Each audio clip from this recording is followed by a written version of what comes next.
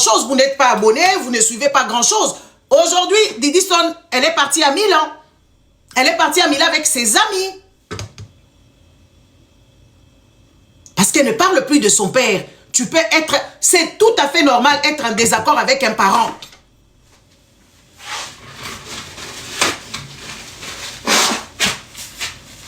C'est tout à fait normal d'être en désaccord avec ses parents. Mais cela ne te dit pas que oui, tu viendras insulter ton père. Même de toi-même, tu es choqué d'insulter ton père. La conscience va te rappeler, va te remettre en règle.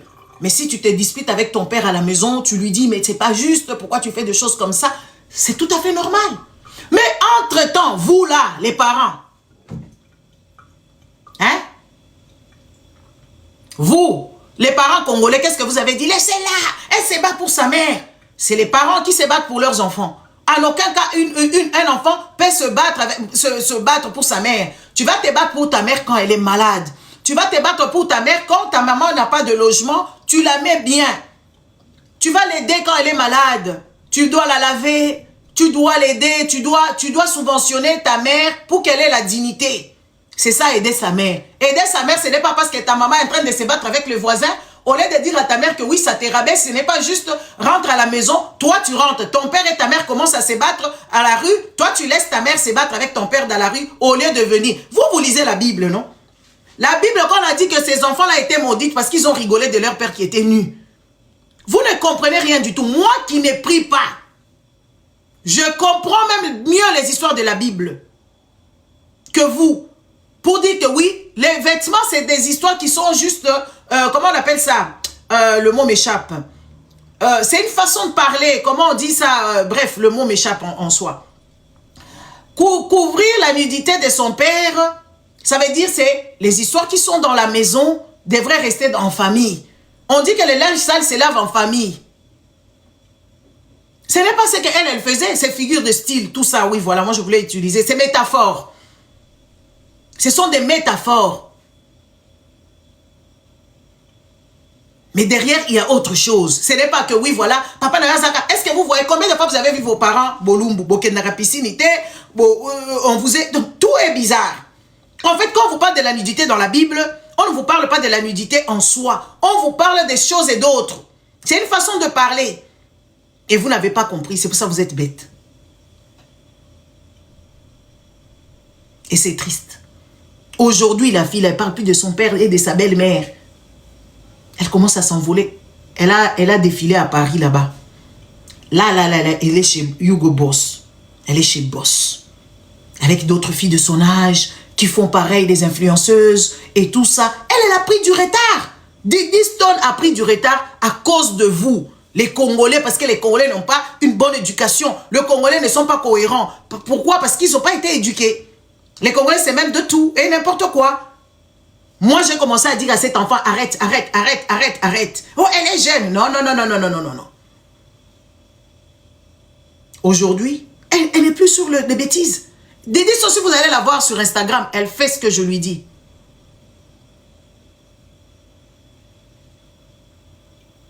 Sa mère, elle ne fout rien. Sa mère, elle a la haine et elle y bat là. Parce qu'elle s'est rendue compte que oui, elle a perdu beaucoup de temps. L'homme ne l'a jamais initié dans ses business. L'homme a construit, l'homme a décoré même la maison. Regardez la maison de Kofi Olomide à l'époque d'Ali, c'était comme Banda kwa Banganga. Ba meuble à Mabé, Eza la finesse, c'était à Bomoisi. Donc elle était là seulement. Et elle n'était pas heureuse parce que le monsieur l'a trompé matin, midi et soir. Aujourd'hui, quand tu regardes, il y a la finesse de la femme. Certes que Cindy ne connaît pas grand-chose, mais elle essaye de faire les histoires de la femme dans la maison. Vrai ou faux? Ndaba Kofi akalezaki tel ba meuble mabé atondisi ba meuble ba lui 14 lokuta et zangatina na ba Versace ça brillait de partout, c'était moche. C'était moche. Aujourd'hui au monde maman ba kiti ba sofa. Moi ba sofa, moi ba boye, moi ba boye. Pour la nini Cindy pas zotala moi bosombara moi ba magazine, ya ba déco, bosala moi ba makambo. Babilo ko bala marine on ezaka kitoko te botala ndako ala marine na modèle ezali bako bezo ko l'exception ba bonga je peux tozotala ka ba bonga baza boye excusez-moi banda ko bala marine wana esa banda putain Ah, bandeko. Ndako mabe boy. Hein? Ba kiti ya mabe, ba décoration ya basenzi. Donc, les amis, quand vous allez, par exemple, na Versailles, les histoires qui ont des centenaires, Babylone, comme vous avez 3 siècles, 4 siècles, 10 siècles. Autant les meubles, ça n'a rien à voir avec les meubles à Dubaï. Si tu vas à Dubaï, tu vas trouver les Italiens, ils vendent des meubles. Na Dubaï. Bato à Dubaï, bazala ba kiti oya binote, oyo wana o boso baka na Congo, so bokomi ba nouveau riche. Bazala ngote. Bana ba kiti wana to kokuta ba publicité na Dubaï partout. Bon bino kokenda kama na Daera, boke ko so ke na ba quartier chic na ba Dubaï, o kokuta tala ba publicité ba meubles italiens. Parce que les Italiens ils sont vraiment forts dans ça. Vous comprenez? Donc, vous avez compris. Alors, Benita Oyo, à Lobi Makambu, à Lobi Makambu, que biso to koto lobela kaka, Makambu, biso to lobela Makambu mbongo te, to uti na ba famille pauvre. En tout cas, na éviter pauvreté na bino, soki banda côté nini o bino boyebi ko détecter muto akola na pauvreté. Nga so botali nga penza quand vous me regardez, moi j'ai grandi vraiment dans la pauvreté. Quand vous me regardez, même ma façon de faire. Parce que ce que j'ai fait, moi, j'ai toujours fait ça dans la maison de mes parents. Et Maki Oyo, et Vimbi bien teint. Ce que j'ai fait là, j'ai toujours fait ça dans la maison de mes parents.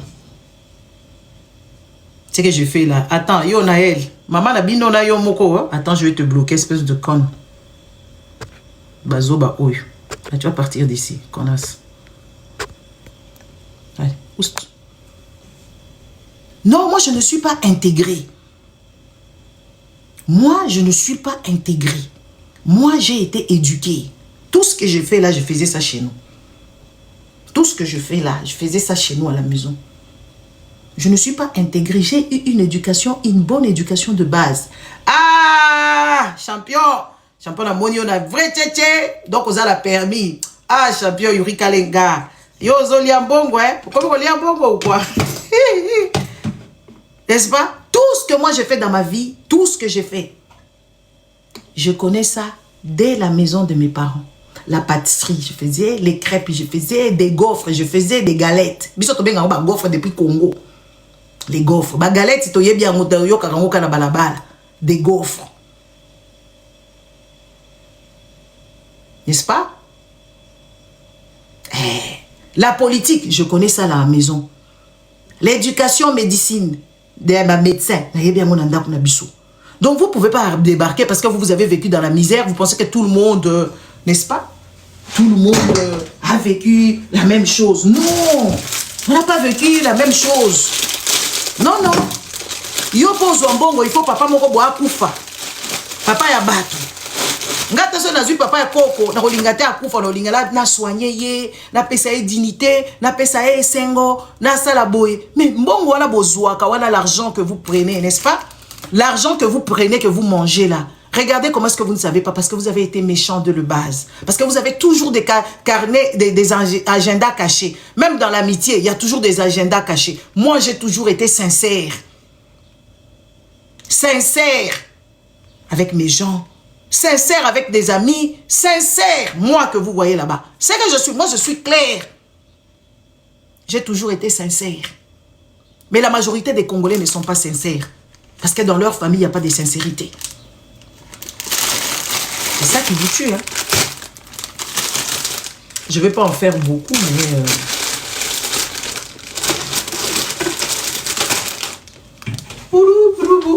La fois passée, qu'est-ce que Maman TH, tu es où? Maman pâtissière. Tu m'avais donné un petit topo que j'ai complètement zappé. Parce que je n'ai pas de... Qui veut monter ici? Il n'y a personne qui va monter ici. Maman TH, Olali. La fois passée, quand je faisais la tiramisu, tu m'avais donné un petit topo là. Ah non, j'ai du café. Attendez 2 secondes.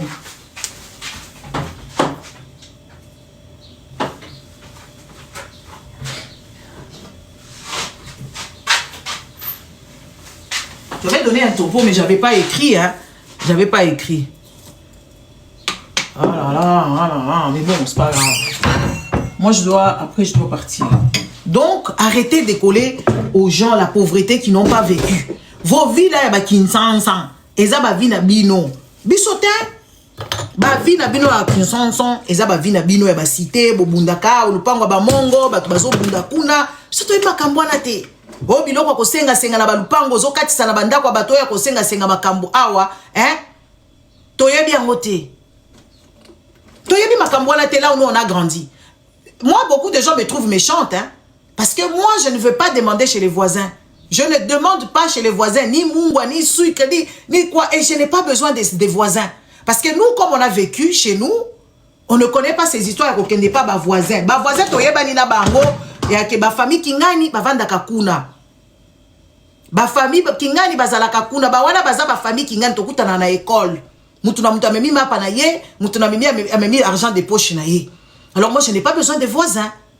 Je n'en ai pas besoin. Si j'ai besoin d'un voisin, c'est pour des renseignements. Pas que oui, voilà. Donc, je n'ai pas besoin d'être avec les gens. Mais moi, j'ai mes amis. Oui, j'ai mes amis. Il y a des coups de cœur. J'ai des coups de cœur ici sur les réseaux sociaux. Les mamans TH sont mes coups de cœur. Comment on appelle ça? Mimi El Ndoumbe na Mushingi là-bas. Ça, coup de cœur nangai. Parce que j'ai vu que oui, tozo ko solo la makambu o ezo kende na mwanze la ba réfléchisaka.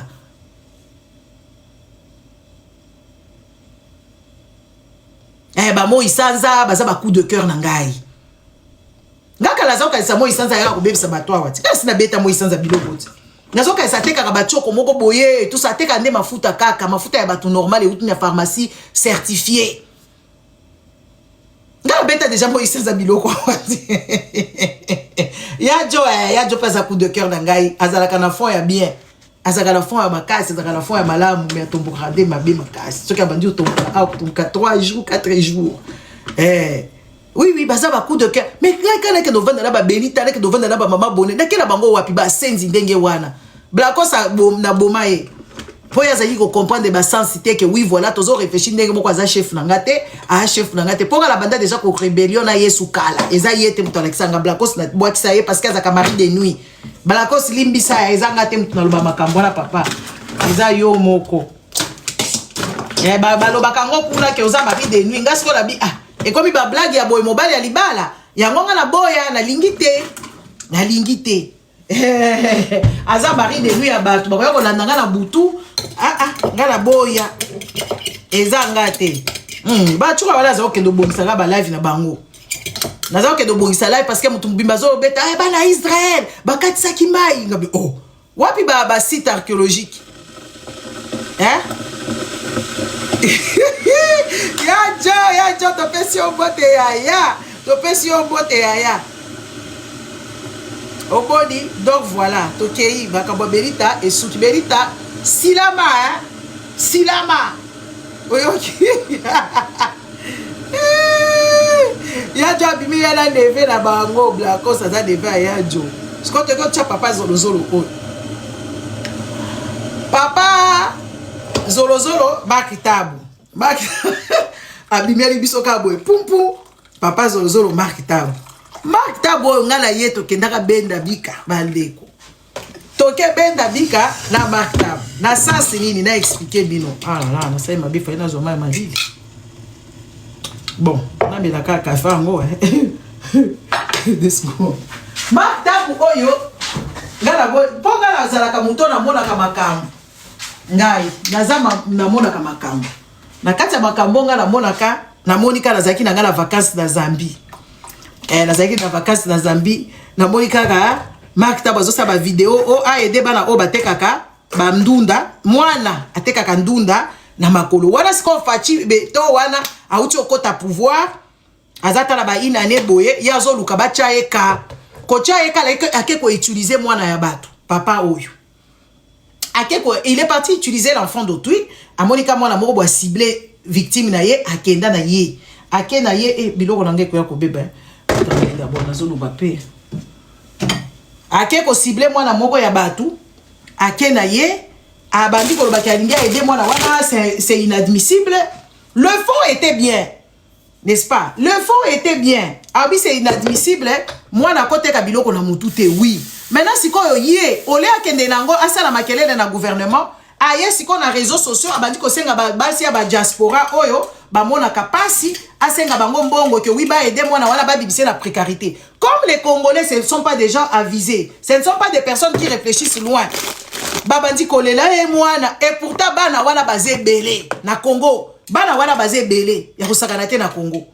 O bateka biloko na mutu, bateka ba kombo, bateka ba biloko, biso to sala ba œuvre na to yaka kolobate. Soki yo lingyo aider mutu, tu vas sortir l'argent de ta propre poche. Tu aides quelqu'un. Tu ne dois pas venir ici commencer à dire aux gens bon cotiser, to bimisa moi dans la précarité. Entre-temps ces petits là vivaient dans la précarité avec les autres précaires dans son quartier. Moko bo ekutu bizarre, ya keko bolongolaka mutu moko. Yo lingi ko aider mutu na mbongo ya batu. Moi, je suis lucide. Et je vois, je connais les Congolais, ce ne sont pas des personnes fidèles. Les Congolais fidèles à Koufa, la Katiamtema, les Congolais, ce sont des personnes qui s'engager les lots que oui, voilà. Donc, on va aider yo. Ceux qui vont aider une fois, deux fois, comme déjà, l'ongoli nango. Bakati na bango, ba continue à gâter. Ba mouké. Neti ba merfi mwenda, baza mouké. Neti ba mimindoume, ba mouké. Neti ba nani disusu. Baza mouké, ba Congolais, bazali ba infidèles. Oh bah za wana penza que oui voilà na ko aider mutoyo aza ministre ngai na ko aider mutoyo na zui engagement. Les Congolais ils ne savent pas aller avec leur décision na musika.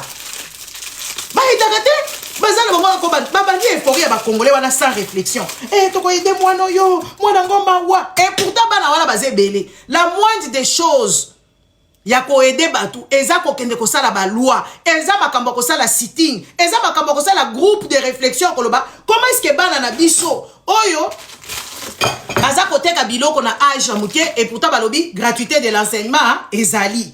C'était ça la bonne réflexion oyo mutu pala zala nango makta boya penza aye ko senga mbongo na ba diaspora ko senga bango mbongo oyo baza na problème ya douane. Parce que ma maman est belle, babenga kanga maman lobela biso makambo ya douane na bina ko loba te. Ngana za la ba piri ya na ngai ba kenda ko teka biloko skuna. Na beta bango biloko awat. Na beta bango biloko parce que je me dis non, bino bozo kende kuna, ole bo revendiquer ba droit. Bo sala moi association moko boyeto collectif. Collectif ya ba to ba teka ka bilokos comme ça, bo sala nini? Bo kambana, bo kende ko tenga na gouvernement a aider bino. Makambo ko senga oyo ezalaka na vie mulaite ezala vie mulaite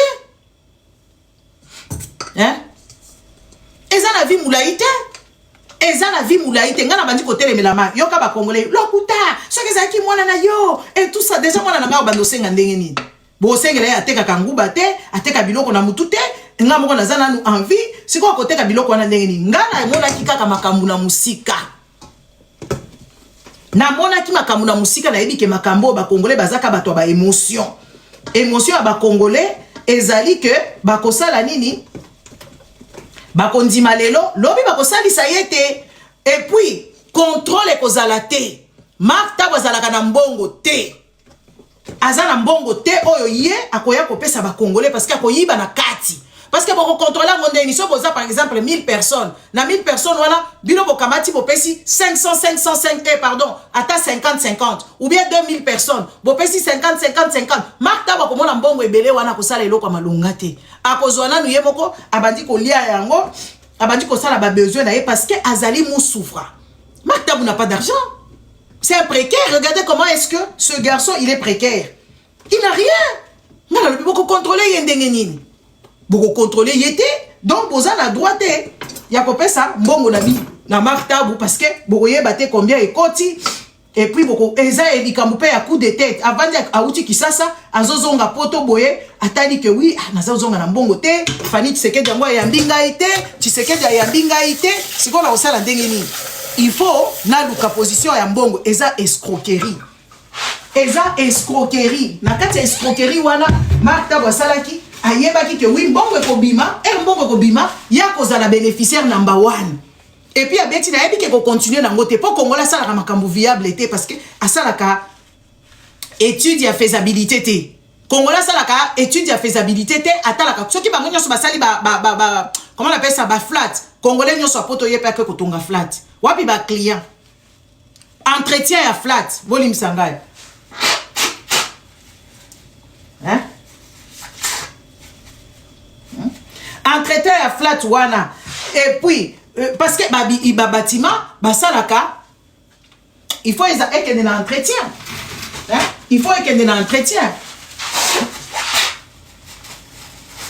Mais est-ce que yo za na poto obandi ko tout la batu ba vacances angwe za ka mikolo nyonso ezaka mikolo nyonso tout côté yo ke ko vendre est-ce que za na sécurité congolais a réfléchi ça ka bongo té congolais aza mutu oyo azo réfléchir bien té ata o batu nyonso ba komo sala bilanga wana ko sala na Congo yo za na poto awa bandeko ozo sala bilanga ya fermeté oza na tractorité to mona ki mama moko bijou oyo soki na bosa nkombo na ye bijou moko boye ayaki kuna na balavia baya jo abandi koloba keye asala ka business azala mobali ya colonel atonga ka comment yo oyebi ata agronomie te o étudier ata mabele te olamuki kaka du matin au soir awa okei na Congo po sala bilanga na poto atomona ka bilanga modèle etambola esalaka il faut zala na hangar ya ko entreposer biloko wana il faut zala na matière.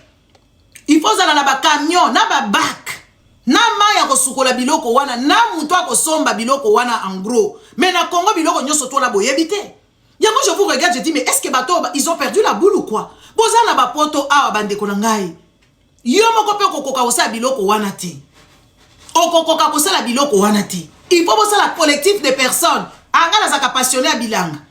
Ngai na zaka pe passionné bilang. Ngai na zaka passionné bilang. Ngai na zaka passionné bilang. Ngai zaka passionné. Bozui ata 80 personnes, 100 personnes. Oh yena mbongo yena bongo boke bozui ba agronome.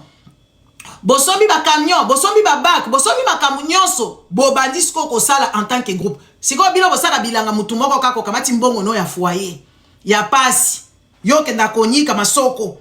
Mobile na kenda ko tanda biloko na kati ya ba magasin ya ba Auchan na ba Colroy na ba Deleuze nde musala salaka bana bozo bota bana neti ba soso boboti tala bana belé siko bana wana mbongo na bana n'est-ce pas l'argent pour monsieur Liberté bonjour l'argent qui appartient à vos enfants dont vos enfants doivent faire des grandes études vous prenez ça pour aller faire les champs au Congo est-ce que ça a un sens une personne va faire les champs il achète un petit terrain à la con.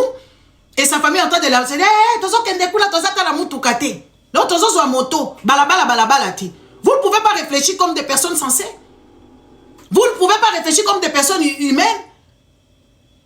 Ah mais tu donc. Nga siko na boye la yi, na boyi. Na boye la yi, na lobi non, et ko simba boyete parce que ce monsieur il veut escroquer les familles congolaises. Ba kopé sa mbongo wana Marc Tab va bouffer ça. Et moi, j'ai fait des lives contre-attaque, comme d'habitude. J'ai dit non, ça ne se fait pas. Et tout ça. Et yoka bango va finir comme mama be. Ozo yoka sa zoua. Congolais, même Blanche to yoka ngo zoua. Même Blanche, quand Blanche est décédée, biso bakto tozo le Marcelo, il est peut-être quelque chose. Il a à voir quelque chose là-dedans. Les Congolais m'ont dit que j'étais jalouse d'une personne décédée. Ah! C'est là où je me suis dit non, nous avons des sérieux problèmes. Être jaloux même de personnes décédées, là, ça devient compliqué. Hein? Parce que les Congolais, ce ne sont pas des personnes qui aiment la prévention. Et ils aiment la conséquence. Et puis, ils vont se retrouver dans le village des si je savais. Papa, j'ai fait mes lives comme bien pouvait. Tous les gens sont venus, c'était sur Facebook, hein, les gens sont venus m'insulter. Parce que les gens pensent que oui, moi, je suis nouvelle sur les réseaux. Moi là que vous voyez, ma koso banga kangana niveau moko, basonia nyonso toi ils ont peur, hein, ils répondent pas parce qu'on se connaît, hein. On se connaît là-bas.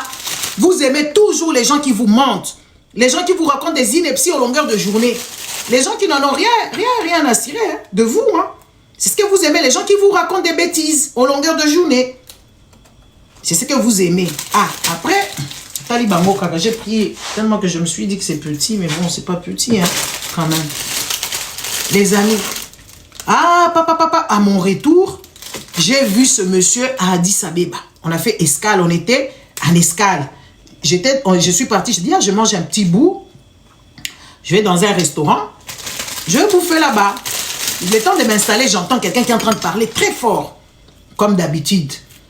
Très fort. Ouais. Puis je dis, la voix là, je reconnais ça. Et puis je regarde, je vois, c'était Marc Tabou et son pote. et un ami à lui, ils étaient en train de manger. Et puis dans ces restaurants-là, a dit c'était un restaurant self-service. Donc tu te sers toi-même. Talama tabazoli ya ba soupe ba éthiopien. Soupe rouge, ya ba éthiopien ba tondisi ba sani biloko ebele, 4 sani par personne.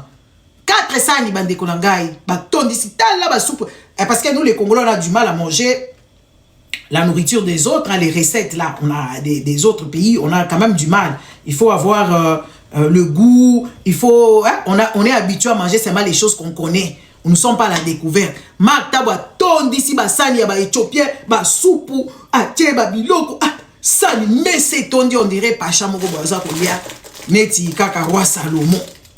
C'est Marc Tabou azakolia sikoyo. Les amis quand comme wana ngape la zaka kiloté, moi je suis futé. Na komi wana bonjour. Yoka oui bonjour, j'ai dit ah je vous ai entendu par la voix. Hein. Donc vous me connaissez Yokae. Comme maman que c'est Zera. Maman que soza awa. Na évité to ezaki yo. Hein? Ah.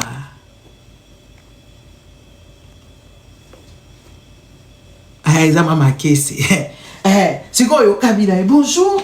Bien bonjour. J'ai dit je vous ai entendu par la voix. Hein.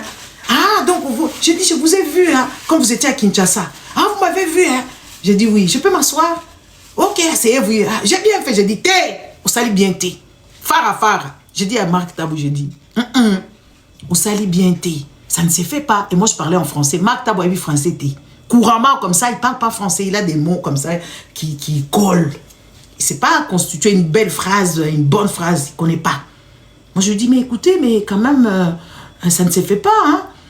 Ce que vous avez fait là-bas, normalement, il fallait interpeller le gouvernement, aller dans le ministère de genre et famille. Et là-bas, en fait, vous allez en parler que vous êtes scandalisé parce que le petit là que vous avez sauvé, il est le seul à être sauvé. Ce qui fait que, comme il est le seul à être sauvé, il vit dans la précarité. Et tous dans leur quartier, ce sont des personnes précaires.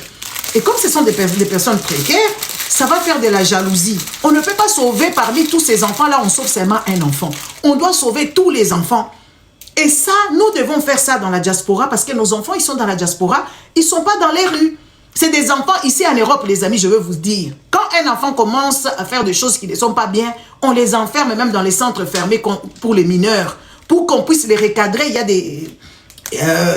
a des éducateurs, il y a des psychologues, il y a ceci et cela. Je dis ça, c'est des choses qu'on devrait faire, mais pas aller prendre de l'argent parce que les parents de cet enfant ne connaissent pas la gérance. Oh, on a salé bango boutique, les gablo, bate kakabiloko, yo moniango mabe. Moi je dis, mais non, en fait, en soi, votre idée est très mauvaise. Parce que les Congolais ne sont pas fidèles. Les Congolais ne vont pas donner l'argent. Je dis, mais bon, ok, ça va. Il ne comprenait rien de ce que je lui disais. Et moi, je lui dis, ok, bon, c'est bon. Bon, j'ai dit, vous connaissez Fali Poupa? Oh oui. Vous connaissez Koffi Olomide? Oui. Ferregola? Oui. J'ai cité presque tous les musiciens congolais. Ils ne savaient pas d'où j'en étais. J'ai dit, vous parlez avec eux, n'est-ce pas? Oh oui. J'ai dit, bon, ok, ça va. Au lieu de demander aux pauvres Congolais qui ne se retrouvent même pas, qui ne sont pas fidèles dans leur action, les Congolais, ce sont des personnes infidèles. Allez prendre les œuvres de votre père qui sont sous là-bas, vous vous arrangez avec vos frères et sœurs, les 100 frères et sœurs que vous avez. Vous dites que tu veux faire le gala, taboulé. Comme ça, les Koffi Olomide vont chanter taboulé et les Chilombo, comme ils adorent, et les Mbosso, comme ils adorent l'ambiance, ils viendront dans ces concerts-là, ils vont faire des choses.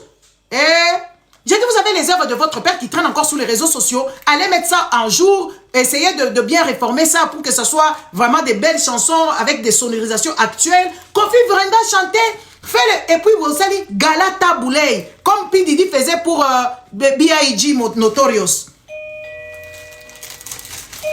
2 secondes, attendez.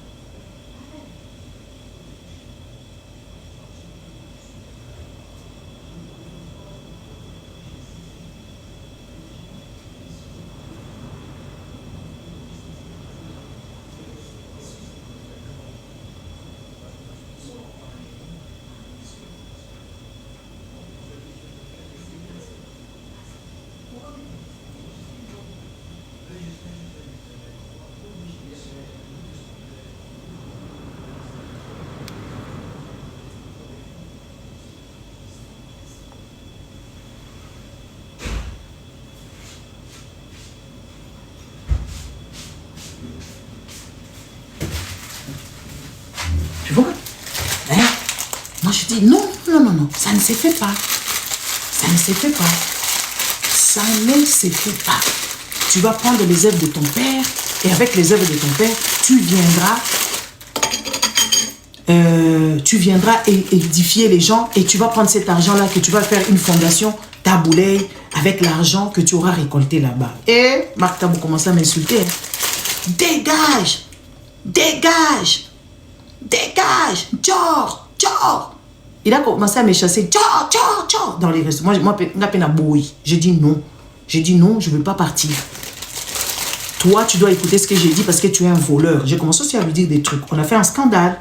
Dans le restaurant, là, nous avons fait un scandale. Un gros scandale. Et les gens, moi, j'étais déplacé à leur table. Hein, et son ami était parti, il n'avait pas suivi. En soi, c'était quoi? Vous savez, les Congolais, nous avons des sérieux problèmes de vie, nous avons des sérieux problèmes d'existence, nous avons un sérieux problème de la malhonnêteté. Et quand son ami arrive, il ne comprend rien. Et Mère Tabou commence à lui relater une fausse histoire. Devant moi, il a commencé à mentir. Et le monsieur aussi s'est mis contre moi. Ils ont commencé à faire les serveuses là de ces restaurants. Ils ont commencé à me supplier de quitter. Venez vous asseoir, mamie. Venez vous asseoir. Venez. Et moi, je parlais en français, lui parlait en lingala. Les gens qui étaient là autour, ils comprenaient. Moi, je lui dis, mais non. Vous ne pouvez pas aller voler l'argent de pauvres citoyens. Ça ne se fait pas. Vous n'avez pas le droit d'aller voler l'argent de pauvres citoyens parce que ça ne se fait pas. Il m'a insulté. Et puis, ils sont partis. Ils avaient des bouteilles, des alcools. Vous voyez les duty free là qu'on achète des alcools. Donc, au Vandarana Poto, au Kirosomba Masangana Disabeba, Ata Yomoko. Donc, Bango, Batumoko, sans vision. Donc, c'est servi et les amis, ce n'est pas parce que c'est self-service que tu dois remplir tes assiettes. Tu prends ce qu'il te faut. Tu prends ce qu'il te faut. À la limite, tu fais même 2-3 tours. À la limite, hein, tu fais 2-3 tours. Mais ils ont mangé, ils ont laissé. Hein. Tu vois, soupe, baby si ça, baby si la table, là, je vous dis, c'était une table, vous n'avez pas d'idée. Quand vous allez dans les fêtes, parce que moi j'aime comme ça. Oh maman bonheur on a la continuité. Éviter ce contenu na bino ezanini. Quand vous allez dans une fête self-service, tu n'es pas obligé de prendre des choses que tu n'as jamais mangées. Tu prends un peu, tu goûtes. Et puis tu prends, donc même ce que tu as déjà mangé, il y a plusieurs façons d'élaborer une recette. Tu prends un peu, si ça te plaît, c'est là où tu vas te mettre dessus. Mais les Congolais remplissent toujours leurs assiettes, les Africains. Donc, ils ont vécu tellement dans la banzala, bakendaratik aussi sa banzala na bango dans le comment on appelle ça? Bakendak aussi sa banzala na bango na ba fête ya batu. Ce n'est pas normal, c'est inconcevable. Vous allez dans les fêtes self-service parce que vous avez toujours des fêtes self-service, mettez un peu, goûtez d'abord. Non, ça la tiramisu, normal. Allez, normal, non? J'ai utilisé des boudoirs. Ici de boudoir. Donc, arrêtez de faire comment on appelle ça? De faire de beaucoup de choses. Hein, de vous servir comme si on vous a dit que oui, voilà, demain, il n'y aura plus à manger. Et puis, arrêtez de remporter les choses, de ramener les histoires à la maison. De remporter chez les gens dont vous ne connaissez pas, de remporter des trucs comme ça. Ce n'est pas normal. Il faut arrêter ces histoires. Il n'y a personne qui monte ici parce que je n'ai pas besoin de gens. C'est qui veut monter ici? Les hommes c'est oui, mais pas tout le monde. Non, il faut rester là-bas, vous n'allez pas monter ici. Donc, il faut arrêter, n'est-ce pas? Il faut arrêter vos histoires. Ça n'a aucun sens. De manger à tort et à travers. Parce que vous risquez d'avoir des constipations, vous risquez d'avoir de gastro-entérique. Parce qu'il y a des choses qui sont empoisonnées, hein? La façon dont ils conservent les choses, la façon dont ils mettent les choses, faites attention. Bref. Et c'est Marc Tabou là, il a acheté de l'alcool. Je vois beaucoup de gens quand vous prenez l'alcool. L'alcool, c'est quelque chose qui est trop nocif à la santé. Mais les Congolais, quand ils prennent leur alcool, ils n'ont pas de limites. Vodka. Vodka, on les a réussi, hein. Et ils ont froid là-bas, ils ont une façon de boire.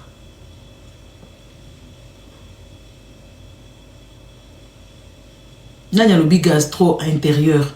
Il n'y a personne qui dit ça ici comme ça. Hein. Vous me prenez pour qui? Vous bloquez, hein. Les Congolais prennent... Ozofingana nous dit, attends, je vais te bloquer ici. Lydie, ce qui Lydie. Ce qui Lydia. Bana Mickey, ba impoli, ba maman la bango, ba impoli, donc je sais pas. Ah, tu vas dégager ici. Est-ce que moi, j'ai besoin de... Attends. Tu vas partir. Attends, je te bloque. Ah, c'est bien, tu es bloqué. Hein? Ils prennent de l'alcool dans les fêtes. Ils viennent chez autrui, ils regardent même dans le buffet là, ou je ne sais pas, dans le bar. Pour voler. Ils savent chez qui il y a l'alcool. Quand les gens achètent leur alcool, l'alcool, par exemple, les chivas, tous ces alcools, les biscuits je sais pas, de cognac, ce sont de petites choses qui se boivent avec beaucoup de délicatesse parce que ça va te détruire la santé.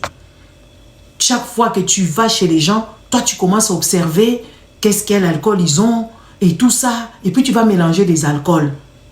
Les Amarula, les Bélezé, tout ça. Il y a certaines choses, on ne peut pas les mélanger. Ça risque de te tuer parce que tu as créé un poison.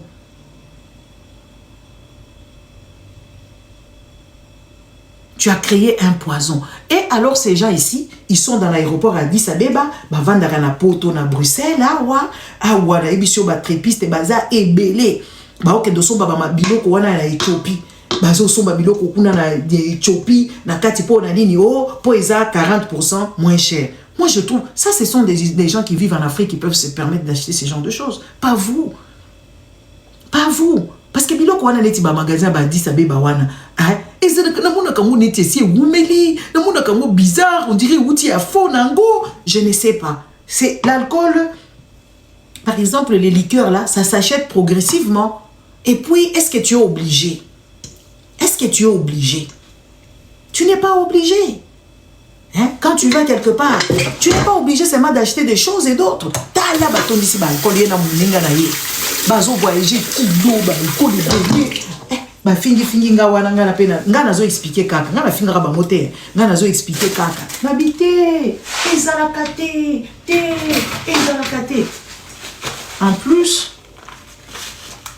allez, toi et comment dans le même avion, moi je les ai vus parce que moi je voyage léger, hein. Une petite valisette à la main, mes histoires. Moi je n'ai pas l'habitude d'arriver dans les aéroports. Tu arrives là-bas, autant d'ici bilo qu'on a katia saki, autant d'ici comme voilà comme qu'on pèse. Regardez comment à Zaventem ici. Comment est-ce que on nous manque du respect? Regardez comment est-ce qu'on manque du respect aux Congolais. Parce que les Congolais ne sont pas advenants. Les Congolais ne voient pas, ou les Africains, la majorité, moi je parle des Congolais parce que je connais le comportement congolais. Quand vous arrivez à l'aéroport, vous avez on vous fait sortir des choses, vous ouvrez vos valises, les amis. Vous ouvrez vos valises en public, vous commencez à enlever, à sortir, je ne sais pas, à faire des négociations là-bas. Ça ne se fait pas comme ça. Les gens ne peuvent pas voyager avec des genres de conditions. Ça fait honte. Vous savez, le respect. Le respect, c'est quand tu arrives, tu es en train de voyager. Parce que voyager, c'est du plaisir. Tu voyages, tu prends ta valise tranquille, tout est pesé. Allez, tu donnes ton passeport. Pas ok. Mais les Congolais, ceux qui vont voyager, babandi ko fungola biloko, na kati aéroport, ba fungoli na kati batu bazoleka, batu ndenge na ndenge bazoleka. Maintenant, les gens, par exemple les Éthiopiens, par exemple les gens de SN et de Air France, ils ne respectent pas les Noirs. Pourquoi? Parce qu'ils savent qu'ils sont toujours en surpoids. On te dit 23 kilos, mais pourquoi toi tu vas amener 25 kilos? Pourquoi tu vas amener 26 kilos? Pourquoi tu vas amener tout ça là? Amène 23 kilos. Si tu as des surplus, c'est les surplus que tu vas payer et que tu as déjà tout pesé, tu as déjà tout organisé. Tu y as des choses ici qui feront de toi une personne respectable et respectueuse. Mais bon, après vous, le respect, c'est pas quelque chose qui est primordial. Moi, deux fois, je regarde Selma na yo kakasoni. Ceux qui kakanaye na bilo konanga, je suis en train de voyager. Na otala ba Congolais encore. Oh, ozala ba quelques kilos ko pesa nga. Modèle ko dongola yo. Je ne veux même pas être là. Je ne veux même pas assister à ce genre de choses. Et ça, normalité, Bandeko. Vous ne pouvez pas continuer à vivre comme des personnes. Hein? Vous ne pouvez pas continuer à vivre comme des personnes non avisées sur cette terre. Respectez-vous. Il y a des choses que vous ne devriez pas faire. Tu pèses déjà tes histoires. Il y a des topos, hein. Moi, quand je dois voyager, par exemple, en Afrique, je vais peser mes histoires la nuit à l'aéroport, je consigne ça là-bas. Je suis tranquille. Regardez quand vous revenez. Babilo kokolia wana bomemaka wana eza kindokité. Vous allez voir dans les balcons chez les Congolais ou bien dans leur maison, il y a des frigos là, je ne sais pas, des trucs là, comment on appelle ça? Les histoires là, comment on appelle ça? Des colémas ou je ne sais pas quoi là. Comment vous appelez ça? Coléma, c'est une marque de ces histoires là. Les glacières à la débile. Tala ba glacier mutu mubimba, ozo kende Congo kuna, ozo kende komema biloko akolia ya salité. Et pourtant tu peux acheter ces histoires là, ici. Et la maison pue, la poubelle. Et puis tu ramènes des choses que tu ne peux même pas terminer. Tala biloko kili, netiki ndoki.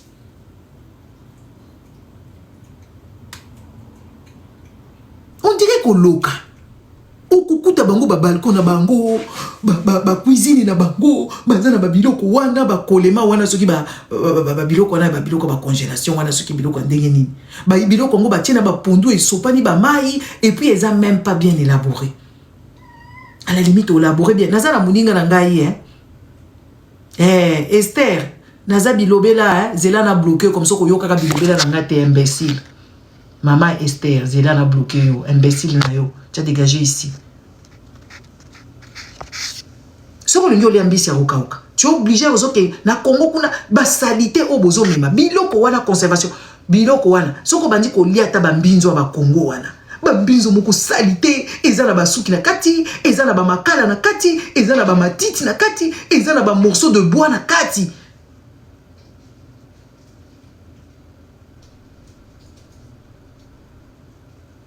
Ce que salisi biloko wana salisango bien neti ngala za na muninga na ngai bango basala kango bizo mona penza biloko akena ba sachet na ye ya frigorifique ya normal aye na ngo aye ko sala ba makamu na ye normal ozo mona taso ka kabelo eloko yuti Congo aye ka kutu na ba crevette ya mwanda ozo sentir penza ke biloko basali yango na bolingo yo moko zala kite bazo sa biloko wana place bazo sukola ba pondu na yo zala kite. Otie ba Congolais ba yibi hygiène parce que bazala na maïté. Ba yibi hygiène de vite pesa bango ka biloko to sukola ça qu'on a wendi. Tozo mona ba vidéo. Vous allez comprendre ce que je dis après. Si vous commis dans à l'hôpital, tu vas comprendre ce que je te dis. Ce qui va salir au pas, c'est pour comprendre. Mais lelo, c'est impossible au comprendre ma kamnazo loba. Mai na Congo bazalaka na maïté. Yozo ke ndozo bandunda ya Congo, yo moko ke maluku, ke kotambola soki bisika nini, otikeli batu. Basalela yo babiloko wana otiata misute. Ozo tchabana no en danger.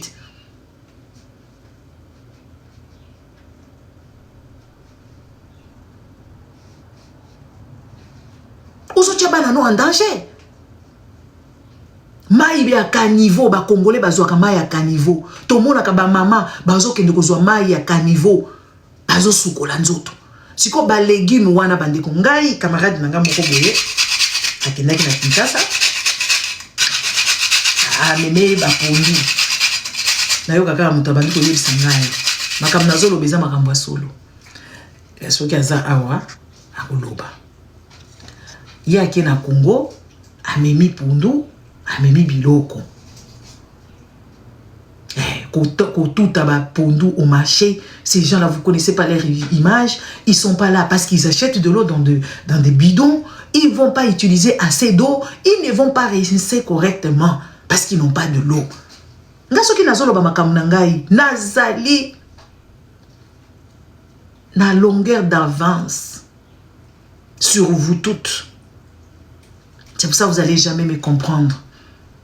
Mais je sais qu'il y a certaines personnes qui comprendront.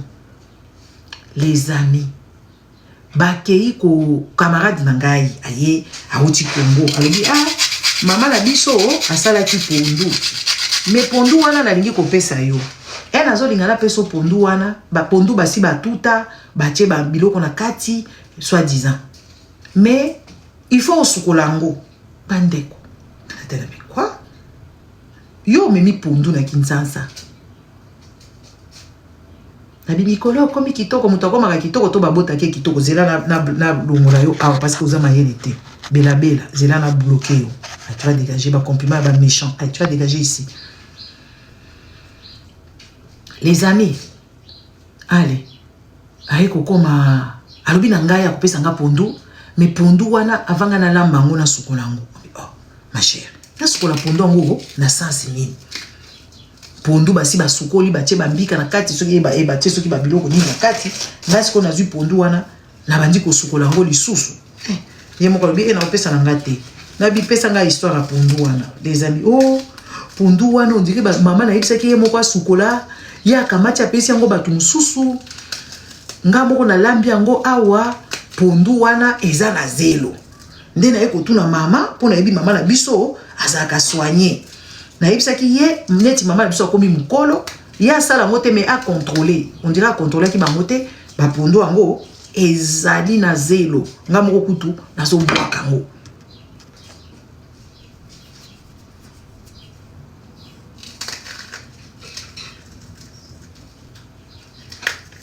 Bapeso pondu, au batuta, banika. Toi, tu vas laver ça. On dit qu'à la nanine nakati. Qu'est-ce qui va rester là-dedans? Au soukolango pour y boucher au baévier, au salalango nini. Est-ce qu'ils ont un sens?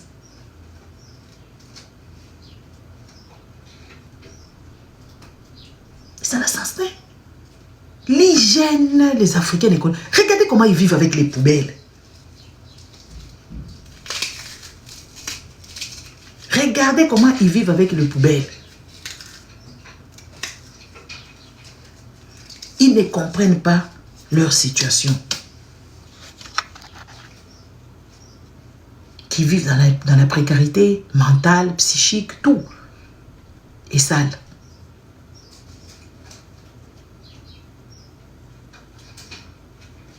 Na habité, hein?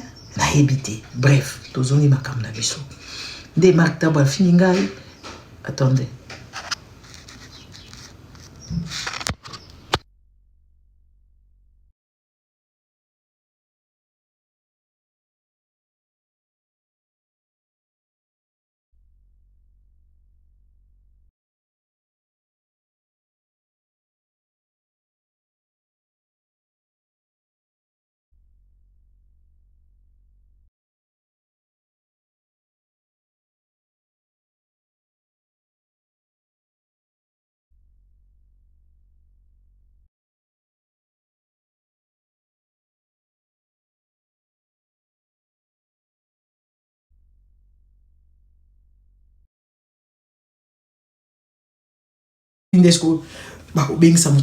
La police et l'immigration, ils ont la passeport.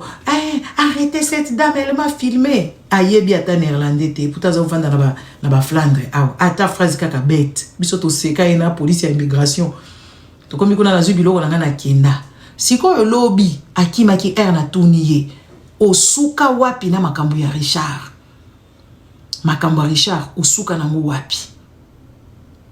Makambo ya Richard oyebi ke Richard wana papa wana balukaka ye kuna na baswa diza balukaka ye on dirait ba médecin qui a poison papa ya mwana wana akufa mwana wana makita balubaka su makambo wana te ligablo afungolelaka mama ya mwana wana parce que nga nazokende afungola mama ya mwana wana emonana te alobelaka ngo te akenda kosala ta suivi te. Donc pour vous dire quoi, l'histoire de ce garçon, de ce monsieur, il y a Richard wana kenda ko sala bopesa mbongo na bino et ça les l'autre côté ake ko sombe la maman na ba marchandise a salé les ligablo parmi les pauvres. Est-ce que ba congolais normal au bazala kaneti ba biso boya ya zona ye problème ezate. C'est un petit garçon qui vendait des choses, messieurs ceux qui dodo vous venez à peine d'arriver donc je peux pas relater l'histoire, vous allez vivre comme un modèle wana. C'est pas grave, des choses qui peuvent pas vous passer aussi par-dessus tout. Lobby mwana mbali oyo ayebaka te ke ye azalaka na papa na ye azalaka kobeba azalaka kobenga ye seigneur papa na ye il était quand même akomaki pe gouverneur à ville à Kinshasa akomaki moi mais mwana mbali oyo ayebite akendaka kosala akoma kokota makambo ba Sandra Mbuyi ya bambetu, akoma kokota makambo ba majabu etadi ezanga mutuna makolo, et pourtant papa na ye azali na tala nani mubimba palmarès mubimba ya banzembo ya Afriza International. Azana ndeko na ye Yusufa ko kende koswa na ye muziki. Habitala papa tika biloko toyoka na kaka toza biso 100 na biso 100 mutu na mutu azwaka 200. Akoma na ye kobetela Fally maboko, nga na pesa ye boule, na pesa ye idée, nga na lobi na ye net ozoluka mbongo ya koede bato. Mais papa na yo azana ba œuvre na ye sala gala tabulei. Kofi akoyemba oyokani ka caché na bango to yebisi bango pour le bon œuvre na ndenge biso tozo bundela mboka. Ezaka ka façon ya kobunda nde baninga mode ba bundela ka mboka ya kozwa ba œuvre moko boye ba ke bazwi ba mbongo basali ba fondation. Ba fondation ba yebi ke wiso ki tosali gala moko boye mbongo moko songolo ikobima.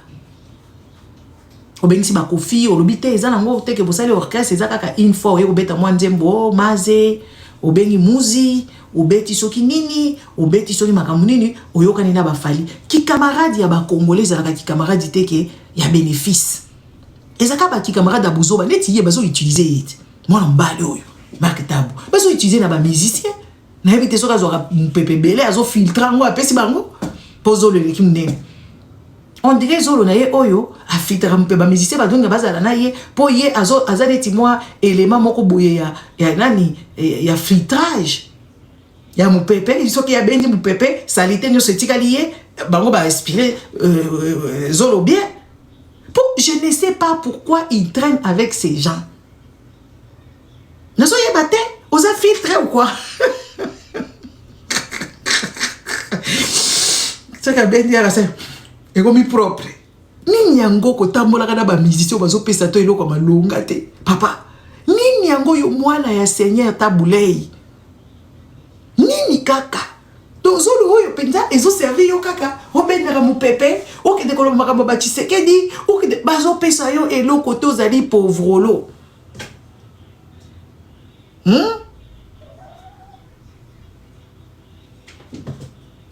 Nini kaka? Toi va là-bas. Nini kaka ezo sala yo papa?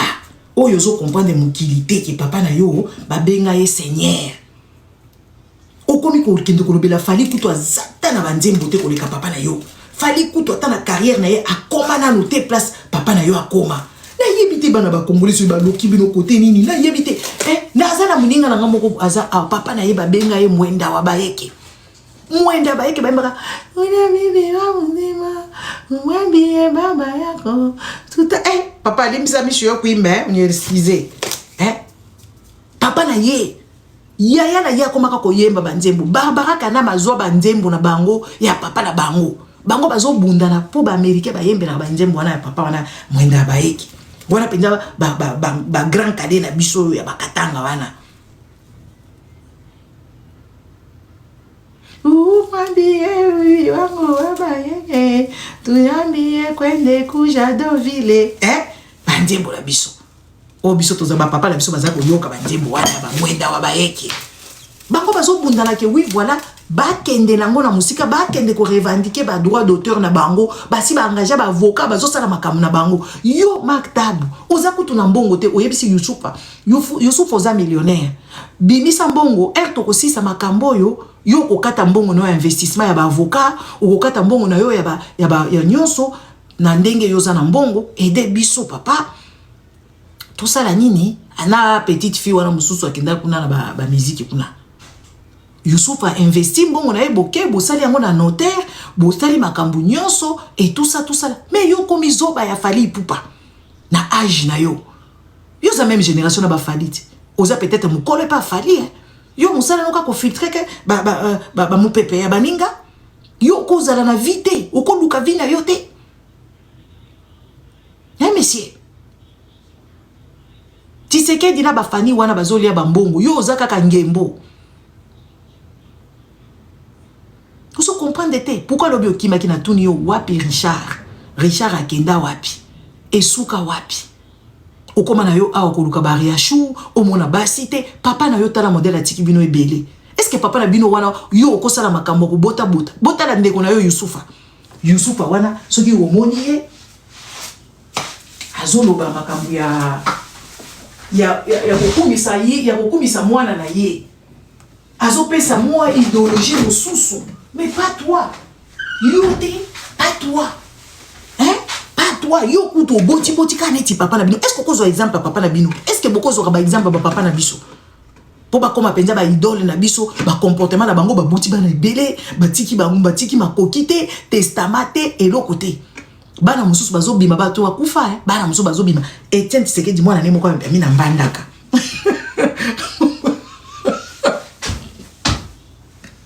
Etienne Tshisekedi mwana na mbimi mwana moko abimi na mbandaka bomoni mwana Etienne Tshisekedi azolo na fachi beto tala neti na kokani na papa mwana abimi na mbandaka est-ce que tokozala ka biso tozala kana ba na nani na bato wana bazala ba modèle na biso bato ya media ba bendenge wana bato moko ba buti ba ne bele et tout ça mwana Etienne Tshisekedi abimi na mbandaka ato ya bifachi tokutana to solola mama yebisaki ngai papa oui Tshisekedi de mbandaka abimi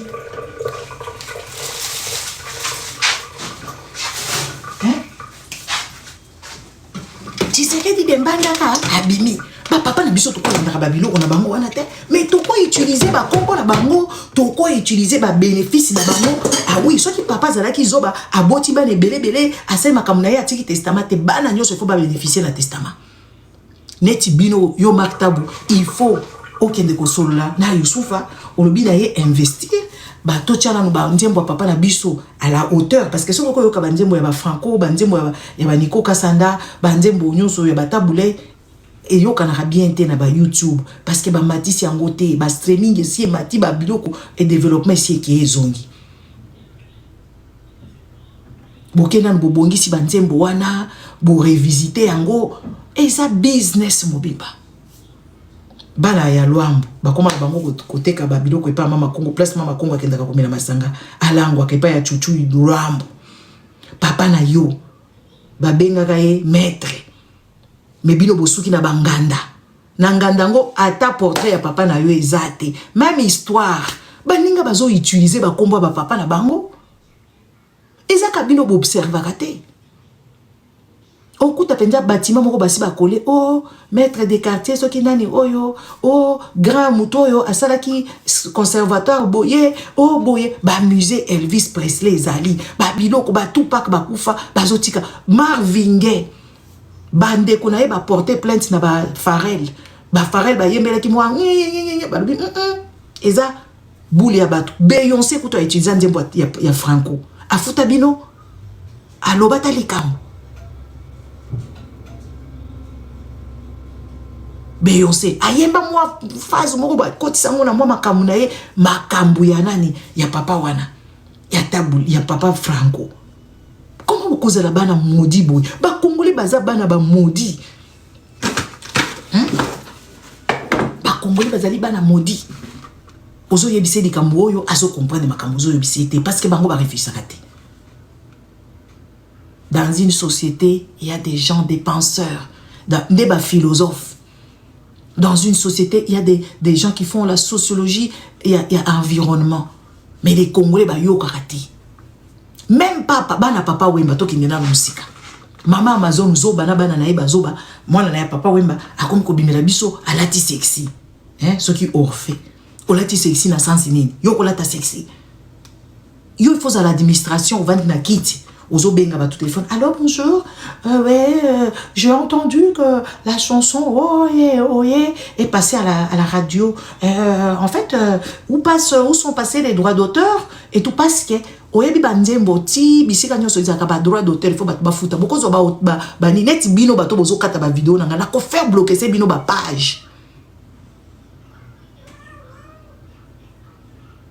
na ko faire bloquer ba bozo utiliser ba œuvre nanga sans ma permission na ko faire bloquer na faire bloquer ça ba page ba tout bilo boyebi nga malamu te bokozo mayele nanga te boge ndiko panza ngona buzoba bato moko bo pamba ba kende ko finga kangai et pourtant na zoba makambo ki bomoto na ko faire bloquer ces bino ba page na bino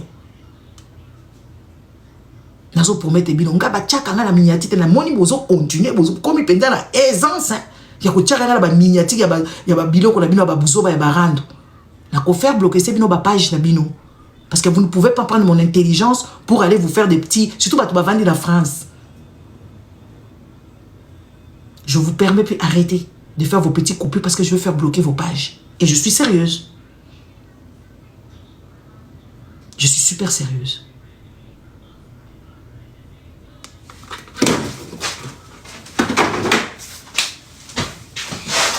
Oh!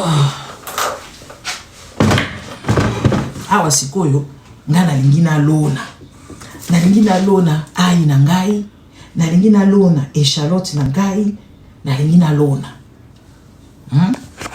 Nalingi na lona ai na ngai na echalote na ngai.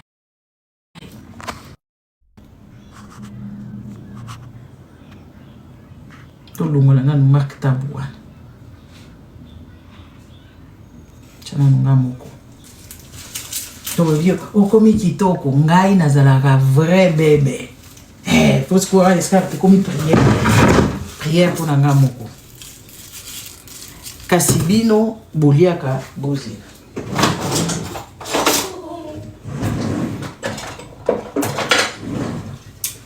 Ngala zalaka vrai bébé. Nami kumisana nous, nami sombela nous.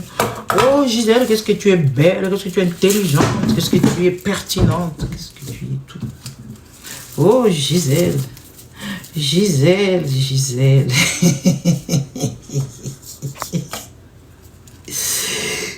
Gisèle.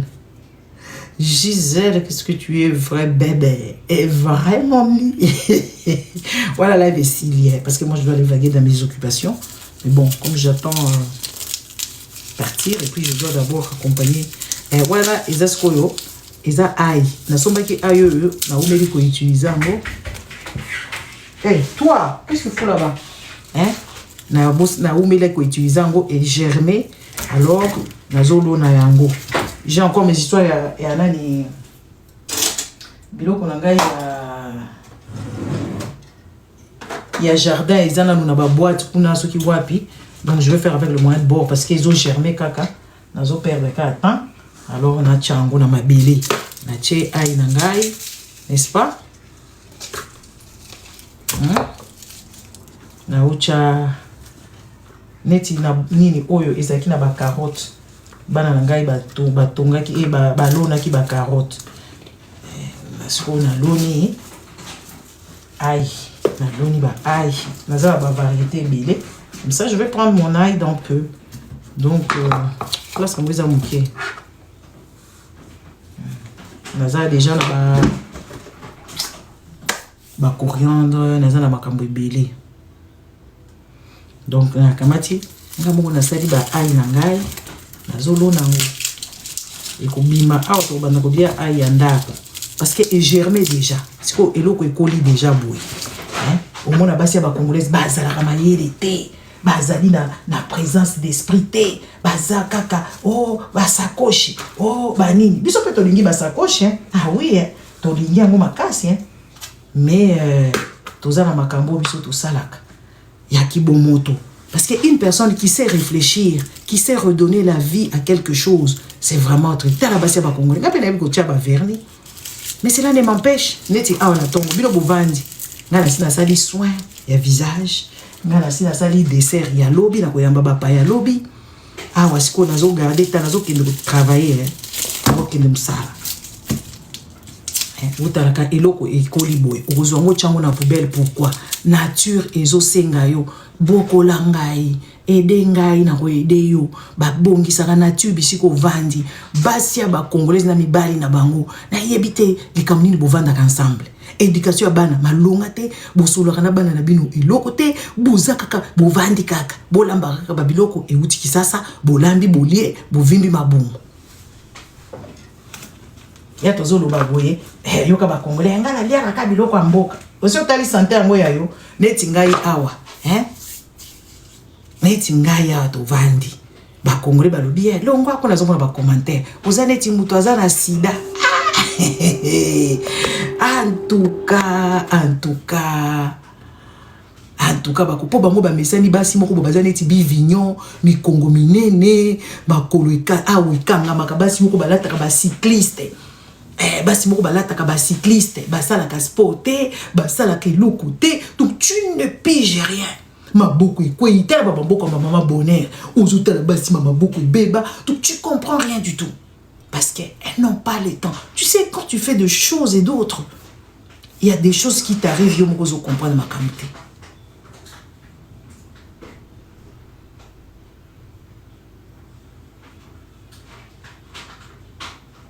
Tozo mona moto zo bima na ndako mosala boy. Mais yo outi na ndako na yo.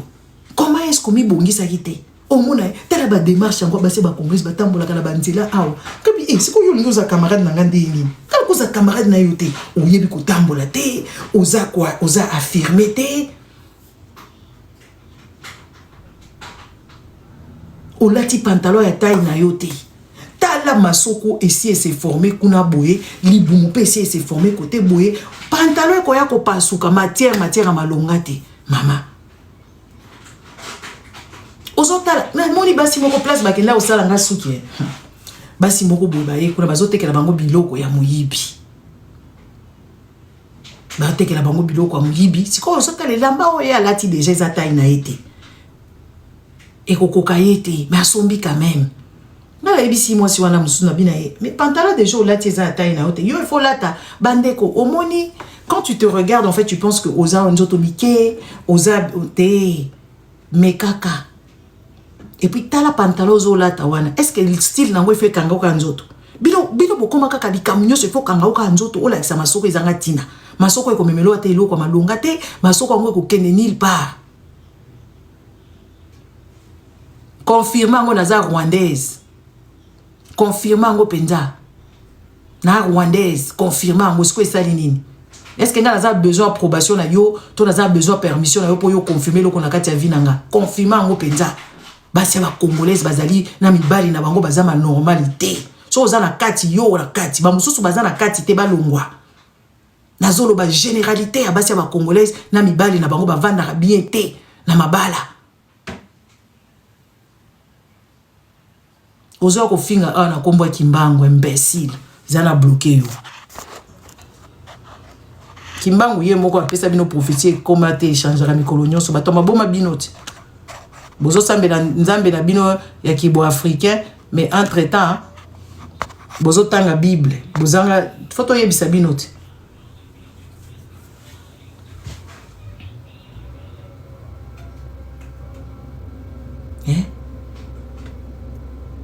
nanda ko mobimbe tondi tala ba décoration à la marina ba nzete ezalaka na banda ko te ba feu ezalaka te kaka ba poussière ba zui ba biloko ezongenga ba sombi yango na ba ride soki côté nini na ba bisika ba kendaka ba wenze ba biloko moko ba plastique ba tondi na kati mutu normal il faut boko la biloko wane ko memela yo énergie ya kitoko et ko memela yo oxygène. Bato baki na action kuna somba biloko na kati action kamata siko ba parfum soki ba bougie parfumé tondisa na ndako tondisa ba solo ya ba toxi nyonso mobimbesa kana na kati ya ndako ozo empoisonner mo pepe ya kati ya ndako na yo sans le savoir okamati na ba werwiki wana opanzi na kati ya ndako ozo ko panza biloko ko panza ba bougie bisika nyonso panzi ba bougie mikolo nyonso ba bougie na sa biloko occasionnel ndako soko zali na haute opelisi haute soko zolamba opelisi ata ozoto kisama il faut pelisaka haute pona nini ezo aspirer humidité ezaka pona ba soloté ko aéré ndako